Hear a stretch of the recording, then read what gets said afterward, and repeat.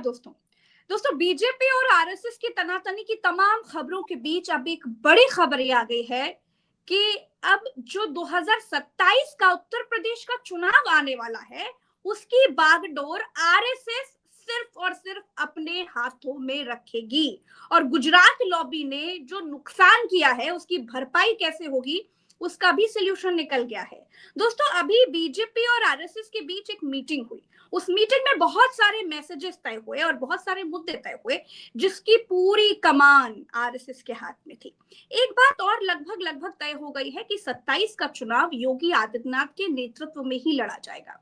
अब अगर ये 27 का चुनाव योगी आदित्यनाथ के नेतृत्व में लड़ा जाएगा, तो जो लोग योगी आदित्यनाथ को साइड करने की कोशिश कर रहे थे, उनका क्या होगा? आज का सबसे बड़ा सवाल है कि महामानव का क्या होगा। हमारे साथ केपी मलिक सर है, आरएसएस को बहुत करीब से समझते हैं, वर्षों तक इन्होंने पार्लियामेंट कवर किया है, नेताओं के बारे में सब कुछ बता देते हैं कि आखिर उनकी एक्टिविटी जो चल रही है उसके पीछे है क्या, तासीर बता देते हैं कि इस समय माहौल में क्या हो रहा है। केपी मलिक सर, आपका बहुत बहुत स्वागत है। धन्यवाद प्रज्ञा जी। सर, बीजेपी आरएसएस की मीटिंग हुई, 4 घंटा, 4.25 घंटा, खूब चर्चाएं चली। योगी आदित्यनाथ और मोहन भागवत के बीच भी खूब बातें हुई। सब चीजों पर लगभग लगभग चर्चाएं हुई कि किस तरीके से नुकसान हुआ है, क्या क्या नुकसान हुआ है, किन किन वजहों से नुकसान हुआ है, 2024 के चुनाव में क्या कमियां रह गई थी, किसको ओवर कॉन्फिडेंस था, किसकी वजह से हारे, सब कुछ तय हो गया है। और ये भी तय हो गया है कि 27 का चुनाव तो आरएसएस अपने हाथ में रखने वाली है, किसी को कोई जिम्मेदारी नहीं देने वाली है, सब कुछ आरएसएस करेगी तो चलेगी, बॉस आरएसएस होगा। अगर बॉस आरएसएस होगा तो जो लोग ये कहते हैं, गुजरात लॉबी के लोग, जैसे नड्डा जी ने कहा कि आरएसएस की तो हमें अब जरूरत ही नहीं है, तो उनका क्या होगा? प्रज्ञा जी, ये सब पुरानी बातें हैं नड्डा जी वाली, और ये नई रणनीति, नई सारी चीजें हैं। मैं शुरू करूं उससे पहले प्रज्ञा जी, मैं एक छोटा सा आज के दिन 24 साल पहले पार्लियामेंट में अटैक हुआ था 13 दिसंबर 2001 को, और मुझे ये याद हमेशा ताजा हो जाती मेरी, क्योंकि मैं स्पॉट पे था और मैंने अपने आंखों के सामने गोलियां चलते हुए और अपने कई साथियों को वहां मरते हुए देखा था, जो हमारे दोस्त भी थे। 9 लोगों की जो है उस दिन मौत हुई थी। एक तो मैं उनको श्रद्धांजलि अर्पित करना चाहता हूँ, और दूसरा वो वाकया, इतना खतरनाक वाकया हुआ था, उसको याद करके आज भी कई बार हम सिहर जाते हैं। तो मैं अपने मित्रों को, अपने दोस्तों को, जो हमारे साथी थे, और कई लोगों ने जो है वो लड़ाई लड़ते हुए अपनी जान दी, बलिदान हुए, उनको मैं बहुत बहुत श्रद्धांजलि अर्पित करता हूँ और उनकी शांति के लिए प्रार्थना भी करता हूँ।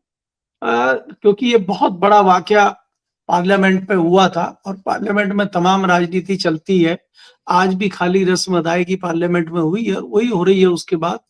उस दौरान भी थोड़ा सा कुछ हुआ था, लेकिन फिर भी एक सम्मानजनक स्थिति वाजपेयी जी ने रखी थी, और कारगिल का युद्ध उसी की देन था, हम कुछ ऐसा मानते हैं। खैर, अब प्रज्ञा जी, आपने जो सवाल पूछा है, कि पहली बात तो ये है कि उत्तर प्रदेश में तस्वीर साफ हो गई है कि उत्तर प्रदेश के नए जो प्रदेश अध्यक्ष हैं वो पंकज चौधरी होंगे। ये तय हो गया है, फाइनल हो गया, नॉमिनेशन भी किसी ने फाइल नहीं किया और आम सहमति से तय वो बन गए हैं, ये मान लिया जाए। बात ये है कि 2 दिन पहले मैंने आपके चैनल पे कहा था कि दिल्ली में अब 2 खेमे बन गए हैं। अब आप उसको गुजराती लोबी ना कहें, वहां लोबी 2 हो गई हैं। और ये जो लखनऊ और दिल्ली की लोबी होती थी, अब लखनऊ दिल्ली खत्म हो गया, सिर्फ दिल्ली में 2 लोबी हो गई हैं। व्यक्ति ऐसा चाहिए था जो दिल्ली से भी उसकी तलखी ना हो और योगी से, बाबा से भी उसकी तलखी ना हो। तो मुझे लगता है कि पंकज चौधरी उस चीज को पूरा करते हुए दिखते हैं कि इनकी तनातनी ना योगी जी से है और ना दिल्ली से है, और आरएसएस से भी इनका अच्छा नाता है। कुर्मी समाज से आते हैं, ओबीसी नेता हैं, अच्छा वोट बैंक प्रभावित भी करते हैं, लगातार 6-7 बार से सांसद भी हैं। तो ये जताता है कि ग्राउंड पे भी उनकी अच्छी खासी पकड़ है। लेकिन यहाँ हमें इनका इतना महत्वपूर्ण चीजें बताना जरूरी नहीं है। मैं तो लगातार आपको कहता हूं कि वो लोग सवाल पूछ रहे हैं भारतीय जनता पार्टी में, जो 6 बार, 7 बार, 5 बार के सांसद हैं, काम कर रहे हैं। तो ये देख के लगता है कि अब उन लोगों की लॉटरी खुल रही है कि जो लोग पुराने संघ की मानसिकता के लोग हैं और भारतीय जनता पार्टी के विचारधारा के लोग हैं, पुराने समय से पार्टी से जुड़े हुए हैं, उनको धीरे धीरे भारतीय जनता पार्टी अब आगे ला रही है। क्योंकि जब से ठन गया है वहां पे गुजरात लोग भी आपस में ही भिड़ना शुरू करी है, तो ये लोग धीरे धीरे एग्रेसिव हो रहे हैं। आप अगर उत्तर प्रदेश की बात करेंगे तो उत्तर प्रदेश में आज तक अगर बाबा बचे हुए हैं और आज तक बाबा खुलेआम जो चाहते हैं वो कर रहे हैं, हिंदुत्व का लगातार बड़ा चेहरा बनते जा रहे हैं, तो कहीं ना कहीं उनके पीछे आरएसएस का हाथ है। इसको हम मानते हैं और इसको कोई झुठला नहीं सकता। और अब तो तस्वीर भी आपके सामने आ गई है कि आरएसएस ने साफ साफ कह दिया है कि योगी को नहीं हटाया जाएगा, क्योंकि आरएसएस जानती है कि अगर आप योगी को हटाते हैं तो वही कल्याण सिंह वाला हश्र आपका होगा जो आपने कल्याण सिंह को हटा के किया था। लिहाजा ऐसे में बीच रास्ते में योगी को हटाना मुझे नहीं लगता कि इस बार संभव भारतीय जनता पार्टी के विरोधी दलों के जो नेता हैं, जो विरोधी गुट के नेता हैं भारतीय जनता पार्टी में, वो कर पाएंगे। दूसरी बात प्रज्ञा जी, आपको ये देखना होगा कि पीडीए जो चल रहा है अखिलेश यादव का, भारतीय जनता पार्टी को जो पिछड़ों में बड़ा नुकसान हुआ है और ये लग रहा है कि समाजवादी पार्टी बहुत तेजी से आगे बढ़ रही है और 2024 में जो नुकसान हुआ है उसमें कुर्मी समाज ने भी भारतीय जनता पार्टी को नकारने का काम किया है। अगर आप देखेंगे पंकज चौधरी भी ये कहते थे कि मैं कम से कम 2 लाख वोटों से जीतूंगा और उनको 35,000 पे जीत का संतोष करना पड़ा, तो कहीं ना कहीं उनका वोट भी भारतीय जनता पार्टी से कट के विरोधी या विपक्षी पार्टी के साथ गया है और उसी का नतीजा है कि समाजवादी पार्टी इतने ऊंचे मुकाम पे पहुंच गई है। भारी तादाद में जो पिछड़े और दलितों का वोट कटा है, खासकर कुर्मी समाज को अगर हम देखें, बहुत महत्वपूर्ण और निर्णायक स्थिति में उत्तर प्रदेश में है। 2027 के चुनाव में कुर्मियों को साधना बहुत जरूरी भारतीय जनता पार्टी के लिए है। इस सोच के साथ भी पंकज चौधरी का नाम कहीं ना कहीं आगे लाया गया है। लेकिन महत्वपूर्ण बात यह है कि आरएसएस ने साफ कर दिया है और आरएसएस अब मजे ले रही है। जैसे मैंने आपको बताया था कि जैसे ही 2 लॉबी शुरू हुई है, उस लॉबी में चौधरी बन गई है आरएसएस और अब वो अपना जहां जो चाहेगी वो करेगी, चाहे कोई कुछ भी कहता रहे। आरएसएस कमजोर ना हुई है, बीच में थोड़ा सा संदेश इस तरह का गया था, लेकिन आरएसएस ने अपनी रणनीति चल दी है कि जो गुट बना के आरएसएस को ही खत्म करना चाहते थे, आरएसएस ने उसमें ही 2 फाड़ कर दी है और 2 फाड़ की जो स्थिति है वो धीरे धीरे आपके सामने आ रही है और अभी ये मामला और बढ़ेगा और उसका असर आपको उत्तर प्रदेश और केंद्र दोनों जगह दिखाई देगा। जी, तो अब जो नई भाजपा है सर, जिन लोगों के हाथ में है, अब तो खैर उनके भी गुट बट गए हैं, चाहे वो शाह गुट हो चाहे वो मोदी गुट हो, लेकिन अब उस गुट को तो तकलीफ होगी ना, क्योंकि उनके हाथ से जो भाजपा है वो निकलती जा रही है। नई भाजपा तो कभी नहीं चाहेगी कि योगी आदित्यनाथ के नेतृत्व में ही उत्तर प्रदेश का चुनाव लड़ा जाए। पूरी फील्डिंग सेट हो चुकी थी सर, हम लोग खुद इस पर कई बार चर्चा कर चुके हैं कि पूरी फील्डिंग सेट हो गई थी और अब अचानक से आरएसएस का ये संदेश आना कि योगी आदित्यनाथ को नहीं हटाया जा सकता और जो भी बगावत करने की कोशिश करेंगे वो सब बागी कहलाएंगे, विरोध नहीं करना कोई योगी आदित्यनाथ का। तो ये मैसेज बहुत कड़े संदेश के तौर पर देखा जा रहा है और ऐसा लग रहा है कि अब आरएसएस जो भी नुकसान झेल चुकी है, अब धीरे धीरे वो सब कुछ ठीक करने की कोशिश कर रही है। तो ऐसे में महामानव का क्या होगा, महामानव के छोटे भाई का क्या होगा? नहीं प्रज्ञा जी, ये तो आप देखिए ना कि आरएसएस में इतनी हिम्मत कहां से आ गई। जो लोग कह रहे थे आरएसएस खत्म हो गई, जो लोग कहते थे कि इनके आरएसएस को भी तोड़ दिया जाएगा, आरएसएस की जरूरत नहीं है, आरएसएस बहुत कमजोर स्थिति में है, आरएसएस का मुंह बंद कर दिया गया है, तो फिर आरएसएस में इतनी हिम्मत कहां से आ गई?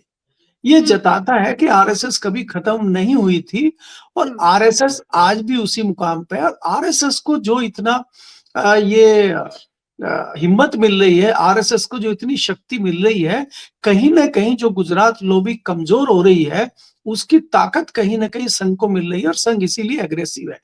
अच्छा, क्योंकि संघ धीरे धीरे दोनों ही सर आरएसएस के करीबी रहे हैं। योगी आदित्यनाथ तो आरएसएस के हैं भी नहीं, आरएसएस के थे भी नहीं, तो फिर आरएसएस उन पर इतना मेहरबान क्यों हो रही है? क्या इसके पीछे ये कारण है कि जिस विचारधारा को लेकर के चलने की उम्मीद आरएसएस जिन 2 लोग गुजरातियों से कर रही थी, वो विचारधारा योगी आदित्यनाथ लेकर के आगे बढ़ रहे हैं आरएसएस की? जी, देखिए प्रज्ञा जी, आरएसएस के करीबी तो कभी बहुत ज्यादा मोदी जी भी नहीं रहे। इसको भी आप नहीं नकार सकते। मोदी जी भी बहुत ज्यादा करीबी नहीं रहे, उनसे ज्यादा करीबी तो गडकरी और आपके जो संजय जोशी थे वो रहे। उसके बावजूद मोदी जी प्रधानमंत्री बने, मुख्यमंत्री बने।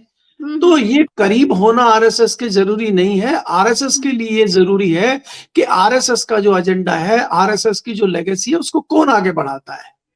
आज आरएसएस क्या करती है, जो आरएसएस की रणनीति है, जितना हम आरएसएस के बारे में जानते हैं, पढ़ते हैं, देखते हैं, आरएसएस अगला घोड़ा तैयार करके चलती है, अगला सेनापति तैयार करके रखती है कि जब एक घोड़ा घायल होगा, एक सेनापति लड़ाई लड़ने लायक नहीं रहेगा, तो नया सेनापति तैयार होगा हमारे पास। वो सेनापति तैयार कर रही है आरएसएस कहीं ना कहीं। और मेरी नॉलेज में ये है कि वो सेनापति आज आरएसएस की नजर में सबसे बड़ा सेनापति योगी दिखाई देते हैं।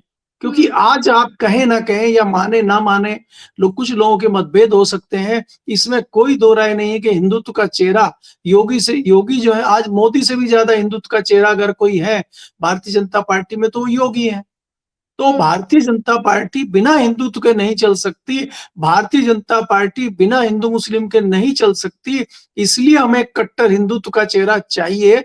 और वो जो उनकी ढूंढ है, वो जो उनकी क्या उसको क्या कहेंगे कि जो उनको चाहिए वो व्यक्ति, वो उनकी ढूंढ खत्म होती है योगी जी पे आके। तो इसलिए योगी जी संघ के प्रिय रहेंगे और संघ को उनको मजबूत करना, संघ को उनका आगे ले जाना संघ की भी मजबूरी है। इसमें खाली योगी अकेले कुछ नहीं कर पाएंगे। अगर संघ और गुजरात लोबी और बाकी लोग एक साथ हो जाएंगे तो योगी जी इतना लंबा टिक ही नहीं सकते। योगी जी के पास कोई ऐसा ब्रह्मास्त्र नहीं है कि वो आरएसएस से या दिल्ली से पंगा लेके उत्तर प्रदेश की कुर्सी पे बैठे रहे। ये भी आपको देखना होगा। लेकिन भारतीय जनता पार्टी का जो बिग बॉस है आरएसएस, जिसको आप जानते हैं, आरएसएस अपने एक सदे हुए घोड़े, सदे हुए सेनापति के रूप में योगी जी को तैयार कर रही है। और उनके जो सामने ये युद्ध रखा जाएगा जिसको वो जीत के आएंगे, अगर वो 2027 का युद्ध जीत लेते हैं तो फिर उनको नेशनल पॉलिटिक्स में मोदी जी की तर्ज पे आगे बढ़ाने का काम भी, विचार भी आरएसएस कर सकती है। ये वहां की रणनीति सोच के आरएसएस चल रही है। क्योंकि आप देखिए कि अब जो गुजराती लॉबी है, गुजराती जो मामला है, वो धीरे धीरे समापन की ओर है।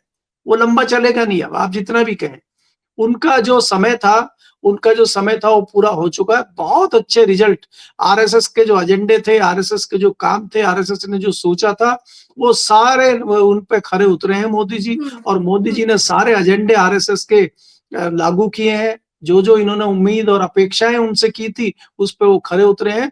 तो उनकी बहुत अच्छी विदाई हो, उनको सेफ रास्ता मिले निकलने का वहां से, और नए व्यक्ति को रास्ता मिले, इसकी रणनीति तैयार आरएसएस कर रही है। क्योंकि आरएसएस भी जानती है कि 2027 के बाद मोदी जी के बस का केंद्र में रहना नहीं है। जिस तरह से लड़ाइयां चल रही हैं लगातार, अब बाहर की लड़ाई अंदर हो गई है। अभी तक तो आप दबाव में थे नीतीश कुमार के, चंद्रबाबू नायडू के। अब आपके ऊपर अंदर से हमले होने लगे हैं। जब पार्टी के अंदर से हमले होंगे, जब इस तरह की चीजें आपकी निकल के आएंगी, तो आप बहुत देर तक उस कुर्सी पे नहीं रह सकते। आप जो पीएमओ वाला मामला हुआ है, जो हिरेन जोशी वाला मामला हुआ है, उसको आप हल्का मत लीजिए। वो बहुत गंभीर मामला है और वो मामला धीरे धीरे बहुत बड़ा मामला बन जाएगा। और ये अगर इस तरह की चीजें हो रही हैं, आज बीच में टेलीप्रॉम्प्टर बंद हो जा रहा है प्रधानमंत्री का, आज कुछ खबरें ऐसी आ जाती हैं, प्रधानमंत्री की टीम के जो करीबी आदमी उनको इस्तीफे देने पड़ते हैं, तो ये क्या हो रहा है अंदर कहीं ना कहीं। तो इसलिए जब इस तरह की चीजें होती हैं तो आपकी पकड़ कमजोर हो जाती है। तो मोदी जी की पकड़ कमजोर हो गई है। और नंबर 2 भी अब उनको बचाने के लिए बहुत ज्यादा उत्साहित कहीं दिखाई नहीं देते। वो मैं पहले भी आपको बता चुका हूँ। जी हाँ, जी हाँ। अच्छा, उत्तर प्रदेश में बहुत खबरें चली कि अब भारतीय जनता पार्टी किसी पिछड़े को मुख्यमंत्री बना सकती है। खबरें ये भी देखी कि केशव प्रसाद मौर्य के घर के बाहर बहुत भीड़ लगने लग गई, तमाम नेताओं का आगमन उनके घर पर होने लग गया। उसके बाद हम ये देखते हैं कि अचानक से ये खबरें आती है कि उत्तर प्रदेश का चुनाव 27 का तो योगी आदित्यनाथ के नेतृत्व में लड़ा जाएगा। अब सर सवाल ये है, जब आरएसएस ने ये बात कह दिया है कि जो लोग योगी की खिलाफत करेंगे उनको बाहर का रास्ता दिखा दिया जाएगा और हो सकता है कि नए चेहरे दिखाई दे, तो ऐसे में तो आरएसएस ने ये साबित कर दिया है कि बाप बाप होता है, अब नहीं चलने वाली किसी की। देखिए प्रज्ञा जी, मैंने आपको पहले ही कहा कि आरएसएस कभी भी अग्रेसिव होके कोई चीज बोलता नहीं है, अग्रेसिव होके करता नहीं है। बिल्कुल। ये तो भारतीय जनता पार्टी के लोग थे जो दिखावा कर रहे थे। भारतीय जनता पार्टी के लोग कह रहे थे अब उनकी जरूरत नहीं है। तो अब जो जरूरत सिद्ध हो गई है, जरूरत पता चल गई है। 2024 में उत्तर प्रदेश में जो रिजल्ट आया है उसने बता दिया है कि आरएसएस भी कोई चीज है, बाबा भी कोई चीज है। तो वो जो चीज हुई अरे है सर, उस हम लोगों ने तो देखा था कि किस तरीके से जब कार्यक्रम था, केशव प्रसाद मौर्य आगे बैठे थे, पीछे उनके पोस्टर में लिखा हुआ था मुख्यमंत्री केशव प्रसाद मौर्य, और फिर वो उन्होंने नहीं खुद ट्वीट भी किया और हटाया भी नहीं था। तो इसका क्या मतलब है? क्या उनको पता नहीं था? तो कहीं ना कहीं तो तैयारियां चल रही थी, मैसेज दिए जा रहे थे कि अब अगला मुख्यमंत्री कौन हो सकता है या फिर बागडोर किसके हाथ में हो सकती है। नहीं, देखिए प्रज्ञा जी, ये कोई पहली बार और आखिरी बार नहीं हुआ। ये तो लगातार हाँ, दिल्ली की कोशिश है। हो रहा ये था। तो और इसमें भी कोई दो राय नहीं है कि केशव प्रसाद मौर्य की नजदीकी दिल्ली में नंबर 2 से हैं। अमित शाह जी के वो खास आदमी है। अमित शाह जी किसी भी कीमत पे उनको मुख्यमंत्री बनाना चाहते हैं। वो उनकी शकल बहुत अच्छी है, इसलिए अमित शाह उनको मुख्यमंत्री नहीं बनाना चाहते। अमित शाह जी को यूपी में भी एक डमी मुख्यमंत्री चाहिए, उसकी वो रणनीति बना रहे हैं। वो कोशिश उसकी कर रहे हैं कि वहां पे एक डमी मुख्यमंत्री बनाए, जैसे बाकी स्टेट में उन्होंने बनाया है। राजस्थान जैसे इतने बड़े स्टेट में, मध्य प्रदेश जैसे बड़े स्टेट में। अब आप बिहार में आप देखिए, सम्राट चौधरी को आपने डिप्टी सीएम बनाया ताकि आप कंट्रोल कर सकें। आप चाहे छत्तीसगढ़ की बात करें, चाहे गुजरात की बात करें, चाहे आप उत्तराखंड की बात करें, तो जिस प्रकार के क्रांतिकारी मुख्यमंत्री आपने बनाए हैं, वो इसी प्रकार का मुख्यमंत्री उत्तर प्रदेश में चाहते हैं। तो उनकी चाहना पूरी नहीं हो पा रही है और उनके रास्ते का सबसे बड़ा रोड़ा आरएसएस है और उसके बाद बाबा है जो सोटा लेके बैठे हुए हैं। वो भी इतनी आसानी से तो जा नहीं रहे हैं। तो इसलिए क्या है कि भारतीय जनता पार्टी वो कंट्रोल कर नहीं पा रही है जो उत्तर प्रदेश में करना चाहती है। शगुफा जरूर चलाती है, खबरें छपवाती है, एक्टिंग करती है, अपने लोगों से नारे लगवाती है, बहुत सारे प्रोपेगेंडे करती है, लेकिन उसमें पास होती हुई दिखाई नहीं दे रही है। उसके तमाम कारण है कि 2024 में जो झटका उत्तर प्रदेश में भाजपा को लगा है, वो झटका खाली भारतीय जनता पार्टी के लिए ऐसे नहीं है कि भाई हमें झटका लग गया। वो किसने लगाया, क्यों लगा, वो तो इंटरनल झटका है। बाकी जगह क्यों नहीं हुआ ये ऐसा? आपको मध्य प्रदेश में 100 में से 100 मिल गया, बाकी जगह बड़े अच्छे रिजल्ट आपके रहे, तो उत्तर प्रदेश में इतना बड़ा डेंट किस लिए लग गया? ऐसा क्या हुआ? हम क्यों नहीं कंट्रोल कर पाए? प्रधानमंत्री खुद उत्तर प्रदेश से आते हैं और उत्तर प्रदेश में उनको अपनी सीट जीतना मुश्किल हो गया। तो ये परिस्थिति कैसे बन गई? इसमें क्या आरएसएस इन्वॉल्व है या मुख्यमंत्री का कोई हाथ है? तो इतना हल्का मामला नहीं है कि गुजरात लोग उनको हटा सके। कोशिश जरूर लगातार उन्होंने जारी रखी है। अपने तमाम जो है क्रांतिकारी लोगों को भेजा है। आपने देखा था कि वो कुछ व्यापारी आए थे, उन्होंने कहा कि साहब बिजली नहीं आ रही है, 21 घंटे बिजली जाती है, 3 घंटे में कुछ होता नहीं है, बच्चे गर्मी में मर गए। तो वो क्रांतिकारी जी सुन के कहते हैं जय श्री राम और गाड़ी में बैठ के चले जाते हैं। मतलब जय श्री राम का आपको जो है परमिट मिल गया है और जय श्री राम ने कह दिया है कि कुछ देने की जरूरत नहीं है, सिर्फ जय श्री राम बोलिए सब ठीक हो जाएगा। अरे भाई, जो बिजली नहीं आ रही है, व्यापारी परेशान है, बच्चे परेशान है, पढ़ाई नहीं हो पा रही है, बाकी चीजें हैं, और आप जय श्री राम बोल के निकल जा रहे, तो इनसे आप उत्तर प्रदेश में सत्ता परिवर्तन करेंगे क्या? तो जब आपके पास हल्के लोग हैं, मजबूत लोग नहीं है, और आप उनके कंधों पे बैठ के चलेंगे, तो उत्तर प्रदेश जैसे राज्य में तो यही होगा। अब बाकी जगह आप कर ले रहे हैं, चाहे गुजरात हो, चाहे मध्य प्रदेश हो, वहां साध लेते हैं, लेकिन सर, उत्तर ये भी प्रदेश में मुझे खबरें थी आगे कि की पार्टी सत्ता नहीं में दिख बड़े रहा है। बदलाव होने जा रहे हैं। किस तरह के बदलाव होंगे? कहाँ पे? केंद्र में? पार्टी में बड़े बदलाव होने जा रहे हैं। इन मीटिंग्स में ये भी खबर आई है कि कुछ बड़े बदलाव होने जा रहे हैं, आरएसएस कुछ बड़े बदलाव करेगा। नहीं प्रज्ञा जी, आप मुझे बताइए, ये प्रधानमंत्री जी को एक क्या आकाशवाणी हुई कि सबको सांसदों को घर पे बुला के डिनर दे रहे हैं? वो तो कई सांसद कई महीनों से मिलने के लिए मरे जा रहे थे, तरस रहे थे, वो मिल नहीं रहे थे। अब एक घर में बुला के एक एक के पास जाके हालचाल ले रहे हैं और उनको डिनर करा रहे हैं। क्यों? ऐसा क्या हो गया? देखिए, अभी क्या है कि भारतीय जनता पार्टी की स्थिति अंदर से बहुत अच्छी नहीं है। उसके कई सारे कारण हैं कि देखिए, अग्रेसिव हो गए जो अभी इंडिगो के हालात चल रही है, उससे कहीं ना कहीं मतभेद बढ़े हैं नायडू के साथ भी। नीतीश कुमार के साथ जो लगातार आप कर रहे हैं, उनको खत्म कर देना चाह रहे हैं, बिहार से उनको निकाल देना चाह रहे हैं, उनकी पार्टी को तोड़ फोड़ कर देना चाह रहे हैं, तो उससे कहीं ना कहीं नीतीश कुमार भी मन से खपा है। वो खाली दिखाने के लिए आपके साथ है। उनको जरा सा भी मौका मिलेगा वो भाग जाएंगे और वो अपना जी रौद्र रूप दिखा देंगे। तो ये चीज भारतीय जनता पार्टी के कर्णधार भी समझते हैं। तो इसीलिए इन्होंने प्रोपेगेंडे शुरू किए हैं कि ममता बनर्जी के साथ साठगांठ हो, वहां झारखंड वाले सीएम के साथ साठगांठ हो, वहां शिवसेना के पास पहुंच जाओ। तो ये सारी चीजें जो प्रधानमंत्री मोदी कर रहे हैं, इनके जो गदाधारी भीम थे, इनके जो हनुमान थे, वो थोड़े ढीले पड़ गए हैं। तो इसलिए खुद ही मोदी जी को करना पड़ रहा है और मोदी जी वो चीज साध नहीं पा रहे हैं, वो नहीं कर पा रहे हैं, इसलिए संघ भी हावी हो गया है। और मैंने आपको बताया कि जो एक वो ग्रुप बैठा हुआ है भारतीय जनता पार्टी के अंदर, मुरली मनोहर जोशी जैसा, और जो सांसद है 4 बार के 5 बार के सांसद, वो भी अब अग्रेसिव हो गए हैं। वो भी धीरे धीरे चीजें बाहर दिखने लगी है। तो इसलिए अब उस तरह की चीजें होंगी कि पार्टी में बड़े लेवल पे बदलाव होंगे। और आप देखिए कि उत्तर प्रदेश में अध्यक्ष बनने के बाद एक मैसेज ये जाता है कि गुजरात लॉबी की नहीं चल रही है। तो जी इसका हाँ, मतलब राष्ट्रीय अध्यक्ष कौन बनेगा? तो क्या राष्ट्रीय अध्यक्ष को नया जो संघ तय क्रांतिकारी करेगा, निकल के जो आए? यूपी में हुआ वैसे ही संघ संघ जो तय करेगा भाई, राष्ट्रीय स्तर पर हाँ, होगा। संघ तय करेगा। जिस प्रकार से आप देख रहे हैं, हमने ये कहा कि भारतीय जनता पार्टी ने उत्तर प्रदेश में जो मुख्यमंत्री बनाया है, उसका रिलेशन उत्तर प्रदेश में योगी से भी ठीक है और उसकी कोई तलखी दिल्ली में भी नहीं है, तो इसलिए नहीं, बीच का रास्ता है। तो क्या कोई ऐसा ही रास्ता हमें दिल्ली में भी दिखाई देगा कि जिसकी जो है गुजरात लॉबी से भी तलखी ना हो, आरएसएस से बढ़िया बनती हो, और जो है बाकी सबसे कोई इस तरह का आदमी ना हो, बीच का कोई आदमी बना दिया जाए, क्योंकि डमी जिसका डमी नाम ना हो। नहीं, दिल्ली डमी ना वालों हो, अब वो इस तरह का आदमी होगा। हालांकि अध्यक्ष की क्या स्थिति है, वो तो नड्डा जी को आप देख ही रहे हैं। नड्डा जी के पास दुनिया का सबसे बड़ा रिकॉर्ड है कि उनके अध्यक्ष रहते हुए सबसे ज्यादा इलेक्शन जीते गए हैं, तो सबसे अब लंबे जब समय संघ तक ने ये भारतीय बता जनता दिया है पार्टी। कि सब हमारे हाथ में ही रहने वाला है, तो अब आपको क्या लग रहा है, मोदी जी और शाह की आगे की राजनीति रणनीति क्या होनी चाहिए या फिर किस तरह की होगी? देखिए प्रज्ञा जी, मुझे लगता है कि जो फॉर्मूला मोदी जी लेके आए थे 75 पार का, और हम्म वो मार्गदर्शक मंडल में जाने का, उसको आरएसएस लागू कराएगी। क्योंकि वो फॉर्मूला आरएसएस पे तो लागू होता नहीं है, आरएसएस बहुत दबाव में थी। मोदी जी ये फॉर्मूला खुद लेके आए थे और इन्होंने कई लोगों पे लागू किया था। तो अब ये फॉर्मूला मोदी जी पे लागू होगा और इसकी परिस्थितियां धीरे धीरे दिल्ली में बन रही हैं।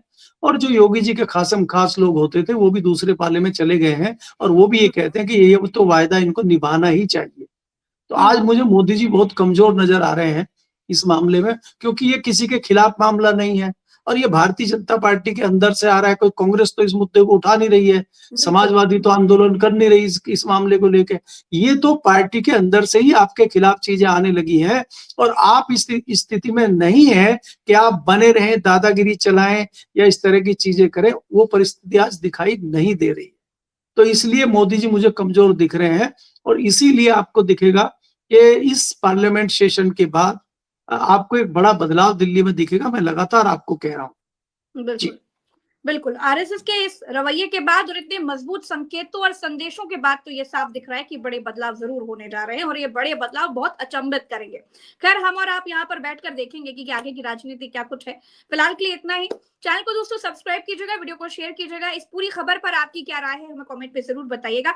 केपी मलिक सर, आपका बहुत बहुत शुक्रिया। दर्शकों का भी धन्यवाद, बहुत बहुत धन्यवाद। आभार। नमस्कार, जय हिंद।